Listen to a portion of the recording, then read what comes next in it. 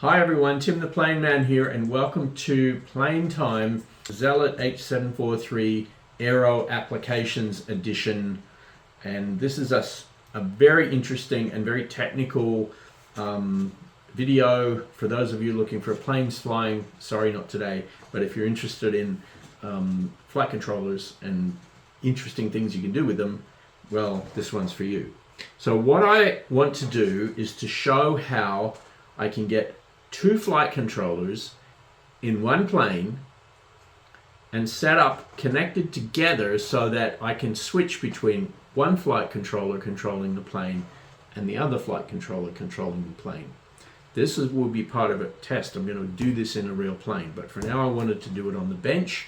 So I'll show you what I've got and see what you think. And I'm very interested in any comments, questions. What are you doing? I don't understand. Please explain more clearly, or it's a bad idea, or have you thought about doing it this way?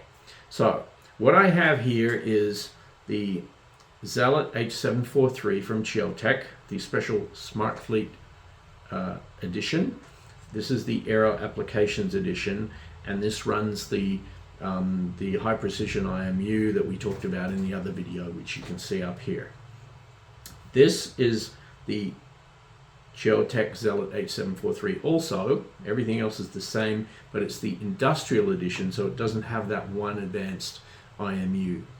So what I can show you right now, if you take a look, I have this flight controller wired through this wire, which is connected to this computer. And on this computer, I have Mission Planner running, and Mission Planner is connected, and as you can see, if I move the flight controller around, Mission Planner, the flight controller is telling the Mission Planner what's going on, and Mission Planner on that computer will control this flight controller. On this flight controller, I have connected to this computer, and I have Mission Planner running on this computer, and as you can see, if I move this flight controller, the sensors are telling this flight controller what's going on, and everything is working from that point of view. So what I also have here connected to this transmitter is this Express LRS receiver, and that Express LRS receiver is connected to this flight controller, the Aero Applications Edition flight controller. So what we should see if I go to, let's go to the computer connected to this flight controller first and see what's going on with the radio inputs. So if I go to the radio calibration screen and I move, for example, my aileron stick, you can see that the aileron's radio input moves, and if I go to the servo screen, channel 1 output moves. And if I do elevator, that moves the elevator, and servo channel 2 moves. If I do yaw or rudder, then my rudder moves. Rudder moves on there. Now, what is interesting about that is if I then go and look at what's going on this flight controller when that happens, when I move the aileron stick on this flight controller through this Express LRS, guess what? The radio input for aileron or roll shows that it's receiving a radio signal because this flight controller is sending that signal across. So you can see that servo out on this flight controller is going to radio in on this flight controller, which will then control the actual servos.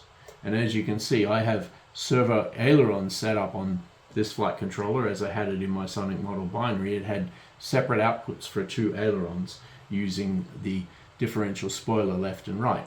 And so that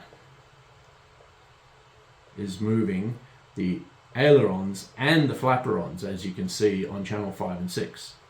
And we don't get that on the output on this flight controller. This flight controller thinks it has a simple four outputs: ailerons, elevator, throttle, and rudder.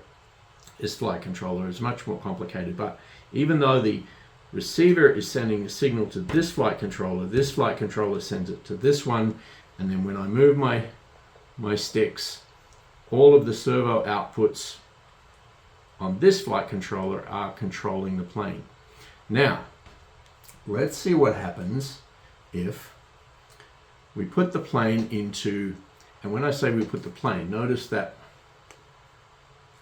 because there's two flight controllers in the plane, this flight controller right now is set into manual mode. All it's doing is taking the input and passing it through, not doing any work with it. So, but what happens if we change this flight controller into, let's say, a fly-by-wire A mode? Fly-by-wire A fly mode. Right, and then we move the flight controller. What we'll see in the outputs is that as we move the flight controller, the ailerons, elevator, and rudder all move as the flight controller tries to stabilize the plane. Well, what's happening on this flight controller? It's getting that input. So let's have a look at the radio input. When I move this flight controller, look at that. As I roll the flight controller, this flight controller is receiving aileron control, telling it to stabilize itself, even though, as you can see, it's not even moving. There's nothing moving on that flight controller, but the radio inputs are telling it to move, and the servo outputs are basically controlling that plane based on the IMU in here, telling it to control the servo. So we can have this flight controller in charge, telling the plane how to fly, and all this flight controller is doing is just controlling the servos.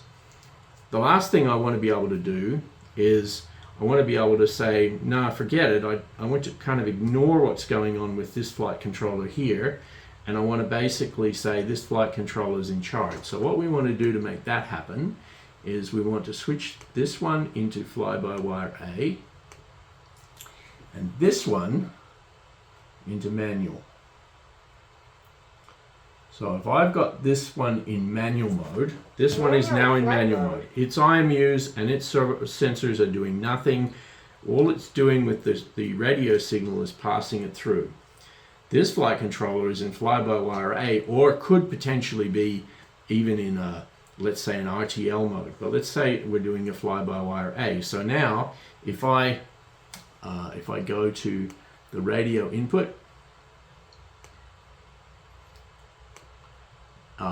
the radio input on this flight controller, what should happen when I rotate this guy? Nothing. Okay, nothing is happening. There is now no input going through to this flight controller from any of the smarts, the electronics going on in here. It will move if I move the sticks, because it's just doing a pass-through. But this flight controller is now in charge. But on the other hand, if I rotate this flight controller, try that again. If I rotate this flight controller, its servo outputs will be reacting to the attitude of the plane based on all of the sensors in this one. But nothing will be happening when I rotate this guy. So I can switch by switching to fly-by-wire A on here, but manual pass-through on here. I can say this flight controller is in charge, and this is only just basically a fancy receiver. If I switch back the other way and I say this is running in manual mode and this one's running fly-by-wire A, then this guy will be in charge. And this one could be, and I could do that, this will be the goal. This will be the actual test that I do when I do this for real. When I do this for real, what I will do is I'll set this in to run in auto. So what I want to do in the end is to have this flight controller with the fancy IMU running a mission. So what I will do is I will actually set this flight controller to be in manual mode. So all it's doing is basically taking the inputs and doing what it's told. And the Aero Editions, the Aero Application Edition flight controller will be set to, for example, run, we could do a loiter. Loiter flight mode. Right, and when we do a loiter, then what we should see in the servo outputs that this guy is trying to fly in a circle based on the input from this flight controller as it's being buffeted around by the wind, and not by what's going on over here. But it will also react to the controls on this flight controller. It seems a little complicated, but it's quite amazing. It works. I can take the output from one flight controller and send that as the input to the second flight controller, and by switching the mode between manual on one and some kind of smart control mode like fly-by-wire A or a waypoint mission on the other one, or vice versa, I can switch which flight controller has control. So what I want to do is put this in a plane with a GPS attached to this Industrial Edition flight controller and no GPS attached to the Aero Applications flight controller.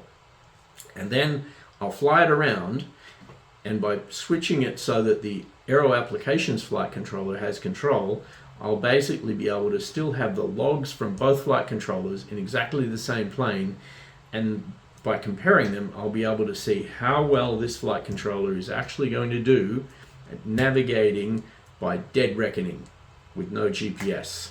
And that will be very, very, very interesting. So stay tuned, there will be more. Tim the Plane Man, over and out.